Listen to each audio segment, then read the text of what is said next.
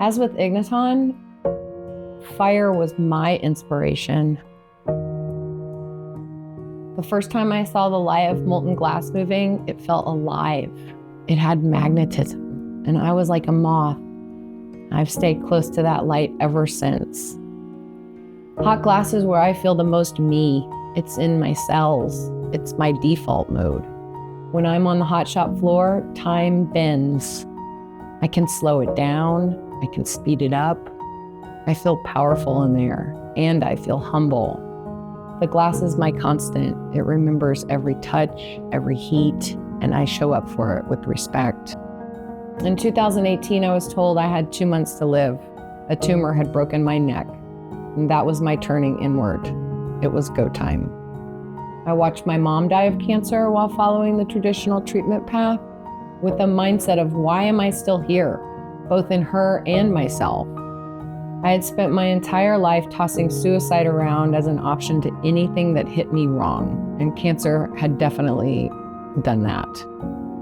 I knew my path would be different. I'm not into chemicals. So I slowed down. I started sauna therapy and other alternative treatments.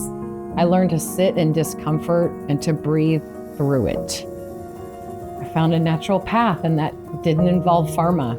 That was the beginning of reconditioning. And here I am, healthy, 8 years later, mind, body, and soul coherent.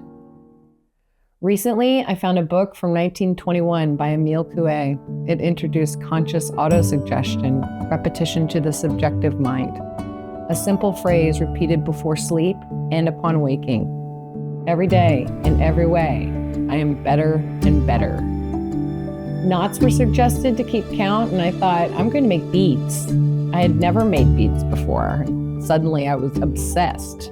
Every color, one after another, and that rhythm took over. It became We Are Better .world. Reconditioning is quantum, and it works when we work it. It is free. It belongs to anyone willing to practice. Discipline is the gold elixir of life, and we can stay the same or choose to evolve. Repetition shapes us.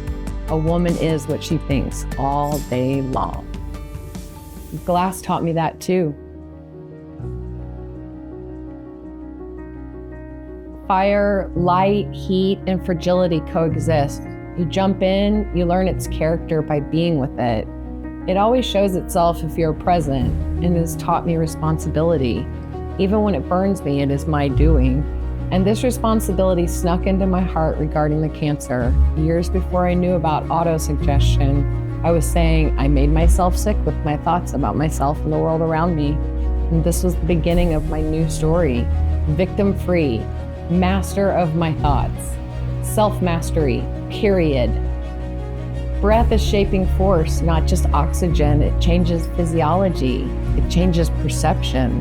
In glass blowing, breath literally gives form. In life, it does the same. Light is inescapable with glass. It comes with it. For me, glass feels like an alchemical gift. I have spent 33 years thinking about it, dreaming about it. The light ignites in me even before I enter the studio.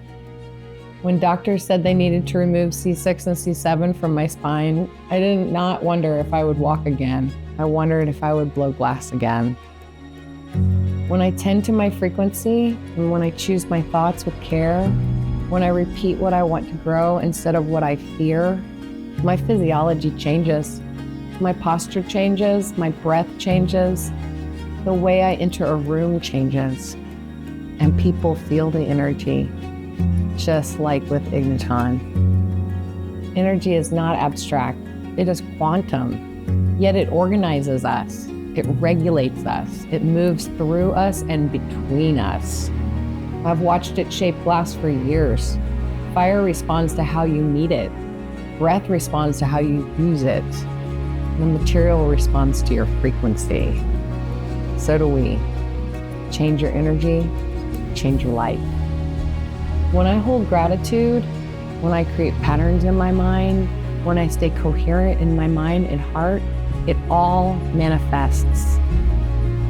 And so I return to it, like breath, like light moving through glass. like a moth to the flame. Every day, in every way, I am better and better.